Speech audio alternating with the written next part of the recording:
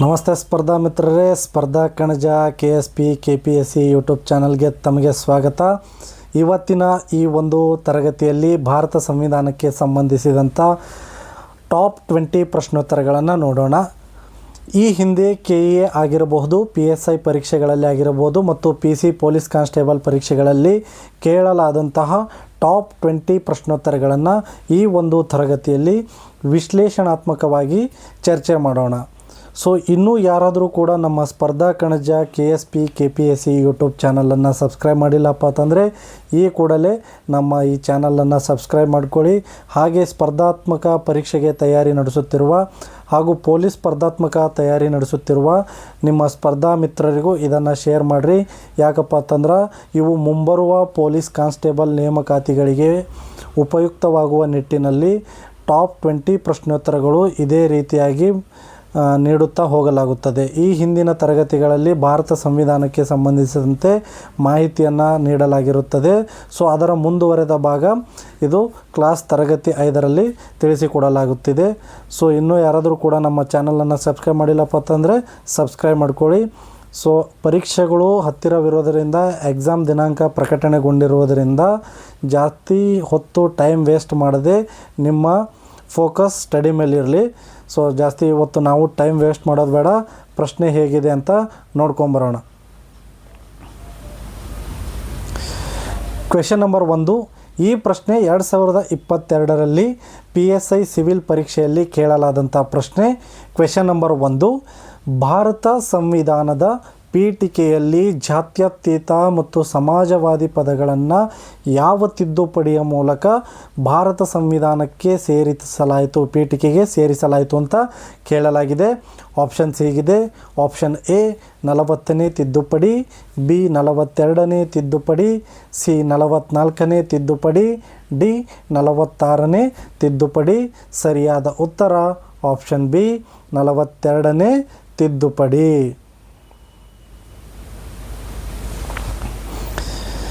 1976ರಲ್ಲಿ ಇಂದಿರಾ ಗಾಂಧಿ ಅವರ ಪ್ರಧಾನಮಂತ್ರಿ ಆದ ಅವಧಿಯಲ್ಲಿ ತುರ್ತು ಪರಿಸ್ಥಿತಿ ಹೇರಲಾದಾಗ ಈ ಒಂದು 42ನೇ ತಿದ್ದುಪಡಿ ಜಾರಿಗೆ ಬಂತು. ಇದನ್ನು ಭಾರತ ಸಂವಿಧಾನದ ಮಿನಿ ಕಾನ್ಸ್ಟಿಟ್ಯೂಷನ್ ಎಂದು ಕರೆಯಲಾಗುತ್ತದೆ. ಯಾವುದನ್ನು ಮಿನಿ ಕಾನ್ಸ್ಟಿಟ್ಯೂಷನ್ ಎಂದು ಕರೆಯಲಾಗುತ್ತದೆ ಅಂತ ಕೇಳಿದ್ರೆ ಹೇಳಬೇಕು 42ನೇ ತಿದ್ದುಪಡಿಯನ್ನು ಹಾಗೆ ಕರೆಯಲಾಗುತ್ತದೆ. ಈ ಒಂದು ತಿದ್ದುಪಡಿಯ ಮೂಲಕ ಭಾರತದ ಸಂವಿಧಾನದ ಪೀಠಿಕೆಗೆ 3 ಹೊಸ ಪದಗಳನ್ನು ಸೇರಿಸಲಾಯಿತು ಅಂತ ಕೇಳಿದಾರೆ. ಅವು ಯಾವ್ಯಾವ ಅಂತ ಈ ಹಿಂದಿನ ಸ್ಪರ್ಧಾತ್ಮಕ ಪರೀಕ್ಷೆಗಳಲ್ಲೂ ಕೇಳಿರ್ತಾರೆ. ಆ 3 ಪದಗಳನ್ನು ಯಾವುವು? ಸಮಾಜವಾದಿ, ಜಾತ್ಯತೀತ ಮತ್ತು ಸಮಗ್ರತೆ ಎಂಬ 3 ಪದಗಳನ್ನು ಪೀಠಿಕೆಗೆ 42ನೇ ತಿದ್ದುಪಡಿ ಮಾಡುವುದರ ಮೂಲಕ ಸೇರಿಸಲಾಯಿತು 1976ರಲ್ಲಿ.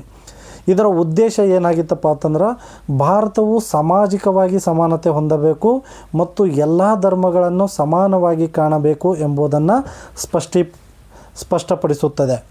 ಜಾತ್ಯತೀತ ಎಂದರೆ ಸರ್ಕಾರಕ್ಕೆ ತನ್ನದೇ ಆದ ಧರ್ಮ ಇಲ್ಲ, ಎಲ್ಲ ಧರ್ಮಗಳನ್ನು ಸಮಾನವಾಗಿ ಕಾಣಬೇಕೆಂಬುದು ಮತ್ತು ಗೌರವಿಸಬೇಕು ಎಂಬುದು ಇದರ ಅರ್ಥವಾಗಿರುತ್ತದೆ. ಕೇಳಿರ್ತಾರೆ ಭಾರತ ಸಂವಿಧಾನದ ಪೀಠಿಕೆಗೆ ಯಾವ 3 ಪದಗಳನ್ನು 42ನೇ ತಿದ್ದುಪಡಿಯ ಮೂಲಕ ಸೇರಿಸಲಾಯಿತು ಅಂತಂದ್ರೆ ಸಮಾಜವಾದಿ, ಜಾತ್ಯತೀತ ಮತ್ತು ಸಮಗ್ರತೆ ಎಂದು ನೀವು ಹೇಳಬೇಕು. ಸೊ ಮುಂದಿನ ಪ್ರಶ್ನೆ ಹೀಗಿದೆ. ಈ ಪ್ರಶ್ನೆ 2021ರ PC ಪರೀಕ್ಷೆಯಲ್ಲಿ ಮತ್ತು 2019ರ PSI ಸ್ಪರ್ಧಾತ್ಮಕ ಪರೀಕ್ಷೆಯಲ್ಲಿ ಕೇಳಲಾದಂತಹ ಪ್ರಶ್ನೆಯಾಗಿರುತ್ತದೆ.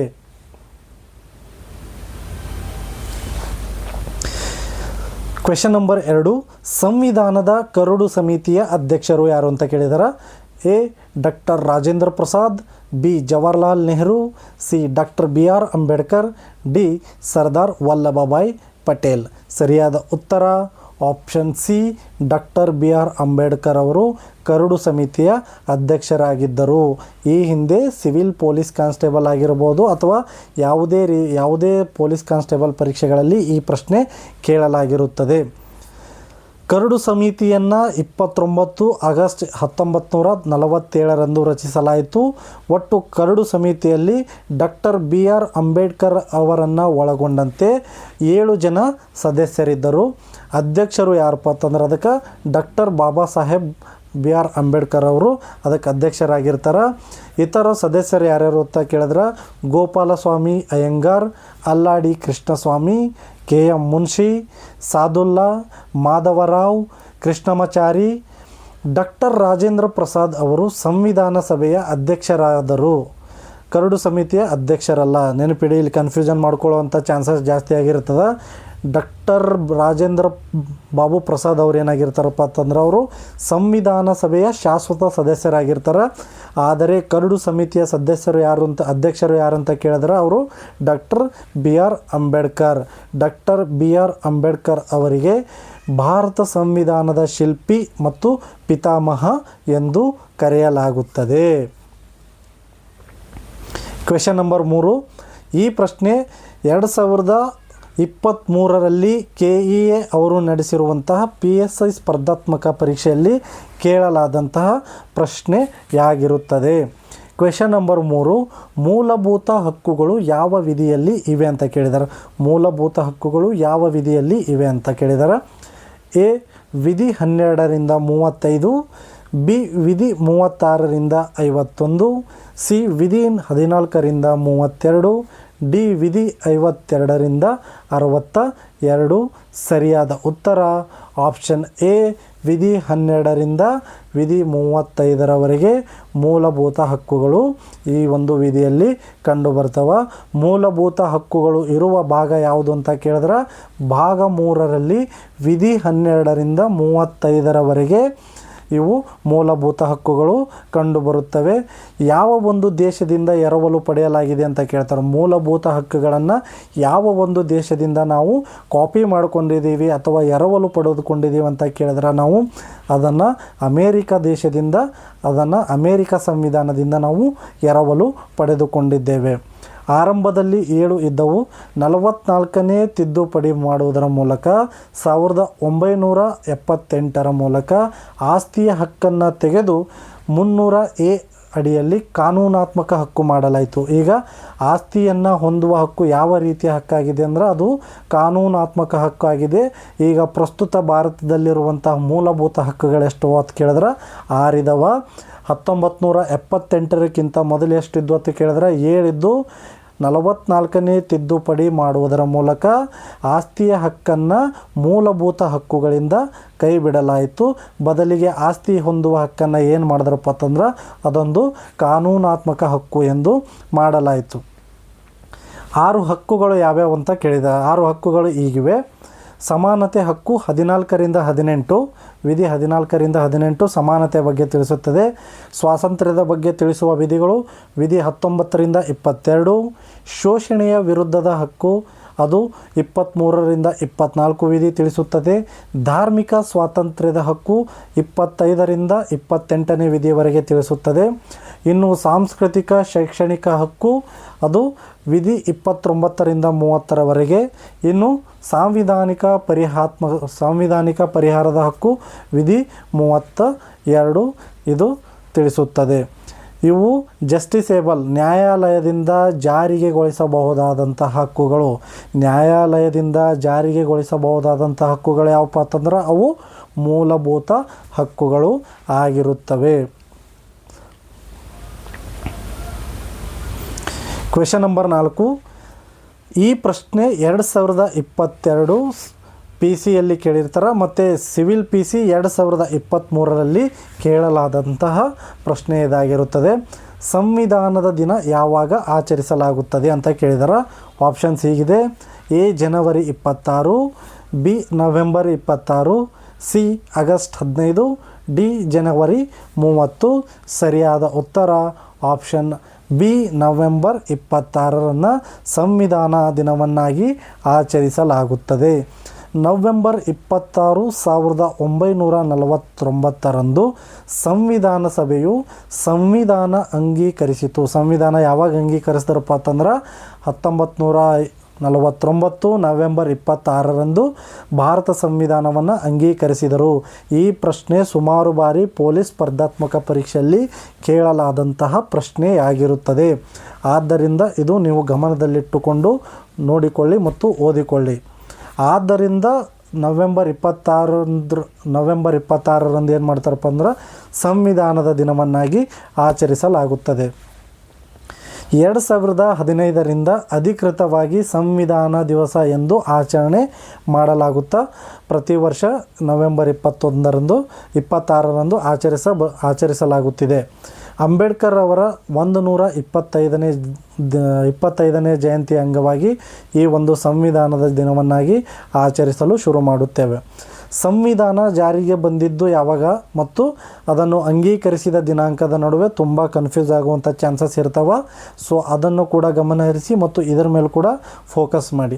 ಸಂವಿಧಾನ ಜಾರಿಗೆ ಬಂದಿದ್ದು ಯಾವಾಗಪ್ಪ ಅಂತಂದ್ರೆ ಜನವರಿ 26, 1950. ಅದು ಅಂಗೀಕರಿಸಿದ್ದು ಮಾತ್ರ 1949 ನವೆಂಬರ್ 26ರಂದು ಅಂಗೀಕರಿಸ್ತಾರೆ. 1930ರ ಪೂರ್ಣ ಸ್ವರಾಜ್ಯದ ನಿರ್ಣಯದ ನೆನಪಿಗಾಗಿ ಜನವರಿ 26ರಂದು ಗಣರಾಜ್ಯೋತ್ಸವ ಆಚರಿಸಲಾಗುತ್ತದೆ.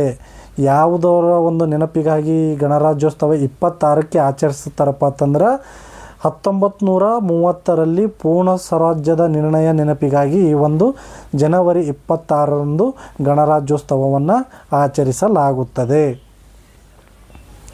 ಮುಂದಿನ ಪ್ರಶ್ನೆ ಹೀಗಿದೆ. 2021ರ PSI ಪರೀಕ್ಷೆಯಲ್ಲಿ ಕೇಳಲಾದಂಥ ಪ್ರಶ್ನೆ ಇದು ಸ್ಪರ್ಧಾ ಮಿತ್ರರೇ. 5 ರಾಜ್ಯ ನಿರ್ದೇಶಕ ತತ್ವಗಳು ಯಾವ ಭಾಗದಲ್ಲಿದೆ ಅಂತ ಕೇಳಿದರೆ, ರಾಜ್ಯ ನಿರ್ದೇಶಕ ತತ್ವಗಳು ಯಾವ ಒಂದು ಭಾಗದಲ್ಲಿದೆ? ಆಪ್ಷನ್ ಎ ಭಾಗ 2, ಆಪ್ಷನ್ ಬಿ ಭಾಗ 3, ಆಪ್ಷನ್ ಸಿ ಭಾಗ 4, ಆಪ್ಷನ್ ಡಿ ಭಾಗ 4A. ಸರಿಯಾದ ಉತ್ತರ ಆಪ್ಷನ್ ಸಿ ಭಾಗ 4ರಲ್ಲಿ ಈ ಒಂದು ಮೂಲಭೂತ ರಾಜ್ಯ ನಿರ್ದೇಶಕ ತತ್ವಗಳನ್ನು ಇರಿಸಲಾಗಿದೆ. ಭಾಗ 4ರಲ್ಲಿ ವಿಧಿ 36ರಿಂದ 51ರವರೆಗೆ ರಾಜ್ಯ ನಿರ್ದೇಶಕ ತತ್ವಗಳೇನು ಮಾಡಿರ್ತಾರಪ್ಪ ಅಂದ್ರೆ ಅಲ್ಲಿ ತಿಳಿಸಲಾಗಿದೆ. ಈ ಒಂದು ರಾಜ್ಯ ನೀತಿ ನಿರ್ದೇಶಕ ತತ್ವಗಳನ್ನು ನಾವು ಯಾವ ದೇಶದ ಸಂವಿಧಾನದಿಂದ ಎರವಲು ಪಡೆದುಕೊಂಡಿದ್ದೇವೆ ಅಂತಂದ್ರೆ ಅದು ಐರ್ಲೆಂಡ್ ದೇಶದ ಸಂವಿಧಾನದಿಂದ ನಾವು ಅದನ್ನು ಕಾಪಿ ಮಾಡ್ಕೊಂಡಿದ್ದೀವಿ. ಈ ಒಂದು ರಾಜ್ಯ ನಿರ್ದೇಶಕ ತತ್ವಗಳ ಉದ್ದೇಶ ಏನಾಗಿತ್ತಪ್ಪ ಅಂತಂದ್ರೆ ಸಾಮಾಜಿಕ, ಆರ್ಥಿಕ, ಪ್ರಜಾಪ್ರಭುತ್ವ, ಕಲ್ಯಾಣ ರಾಜ್ಯದ ನಿರ್ಮಾಣದ ಪರಿಕಲ್ಪನೆ ಆಗಿರುತ್ತೆ. ಉದಾಹರಣೆ ಸಮಾನ ಕೆಲಸಕ್ಕಾಗಿ ಸಮಾನ ವೇತನ, ಗೋ ಹತ್ಯೆ ನಿಷೇಧ, ಪರಿಸರ ಸಂರಕ್ಷಣೆ, ಅಂತಾರಾಷ್ಟ್ರೀಯ ಶಾಂತಿಗಳು ಒಳಗೊಂಡಿದೆ. ಇವು ನಾನ್ ಜಸ್ಟಿಸೇಬಲ್, ನ್ಯಾಯಾಲಯದಲ್ಲಿ ಪ್ರಶ್ನಿಸಲಾಗದು, ಆದರೆ ಕಾನೂನು ಮಾಡುವಾಗ ಸರ್ಕಾರಗಳು ಗಮನಿಸಬೇಕು. ಡಾಕ್ಟರ್ ಅಂಬೇಡ್ಕರ್ ಅವರು ಆರ್ಥಿಕ ಪ್ರಜಾಪ್ರಭುತ್ವದ ಮೂಲ ಎಂದು ಹೇಳಿರ್ತಾರೆ. ಆರ್ಥಿಕ ಪ್ರಜಾಪ್ರಭುತ್ವದ ಮೂಲ ರಾಜ್ಯ ನೀತಿ ನಿರ್ದೇಶಕ ತತ್ವಗಳು ಆಗಿರ್ತವೆ. ಎಲ್ಲಿಪ್ಪ ಅಂದ್ರೆ ಭಾಗ 4A ಇವು ಅದಾವ. ಭಾಗ 4ರಲ್ಲಿ ರಾಜ್ಯ ನೀತಿ ನಿರ್ದೇಶಕ ತತ್ವಗಳು ಇರಿಸಲಾಗಿದೆ. ಅವು 36ರಿಂದ 51ನೇ ವಿಧಿಯವರೆಗೆ ರಾಜ್ಯ ನೀತಿ ನಿರ್ದೇಶಕ ತತ್ವಗಳ ಬಗ್ಗೆ ತಿಳಿಸುತ್ತದೆ. Question number 6. 8ನೇ ಅನುಸೂಚಿಯಲ್ಲಿ ಆರಂಭದಲ್ಲಿ ಎಷ್ಟು ಭಾಷೆಗಳು ಈಗ ಇದ್ದವು ಅಂತ ಕೇಳಿದ್ದಾರೆ. 8ನೇ ಅನುಸೂಚಿಯಲ್ಲಿ ಆರಂಭದಲ್ಲಿ ಎಷ್ಟು ಭಾಷೆಗಳಿದ್ದವು, ಪ್ರಸ್ತುತ ಈಗ ಎಷ್ಟು ಭಾಷೆಗಳಿದೆ ಅಂತ ಕೇಳಿದ್ದಾರೆ. ಈ ಪ್ರಶ್ನೆ 2020 KEAದವರು ನಡೆಸಿರುವಂಥ ಪೊಲೀಸ್ ಕಾನ್ಸ್ಟೇಬಲ್ ಪರೀಕ್ಷೆಯಲ್ಲಿ ಕೇಳಲಾದಂಥ ಪ್ರಶ್ನೆ. ಇದು ತುಂಬ ಮುಖ್ಯವಾಗಿದೆ, ಗಮನ ಇಟ್ಟು ನೋಡ್ಕೊಳ್ಳಿ. ಆರಂಭದಲ್ಲಿ 14, ಈಗ 22. ಬಿ ಆರಂಭದಲ್ಲಿ 15, ಈಗ 22.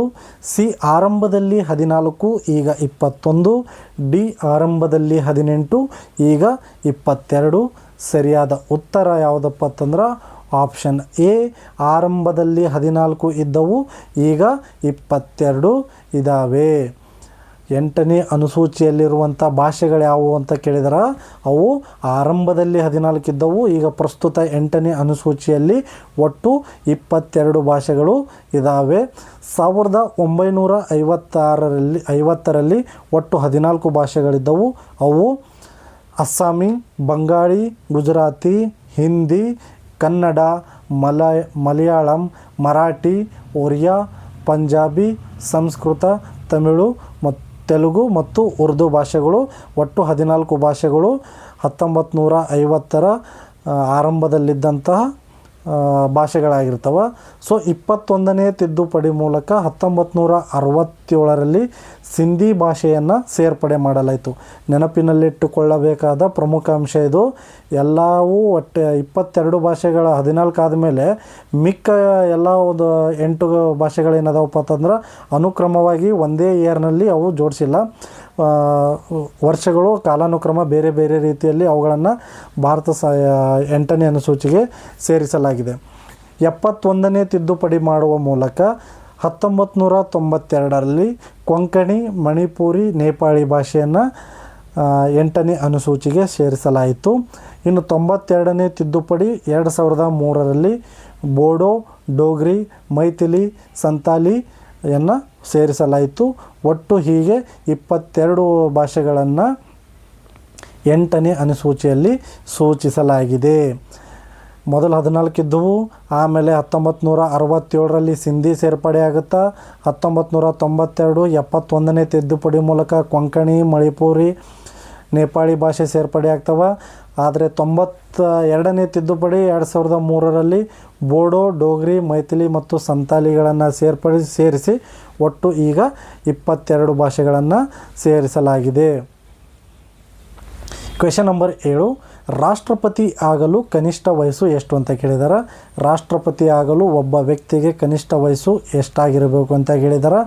ಈ ಪ್ರಶ್ನೆ 2023ರ PC ಪರೀಕ್ಷೆಯಲ್ಲಿ ಮತ್ತು 2021ರ PSI ಪರೀಕ್ಷೆಯಲ್ಲಿ ಕೇಳಲಾದಂತಹ ಪ್ರಶ್ನೆ ಆಗಿರುತ್ತದೆ.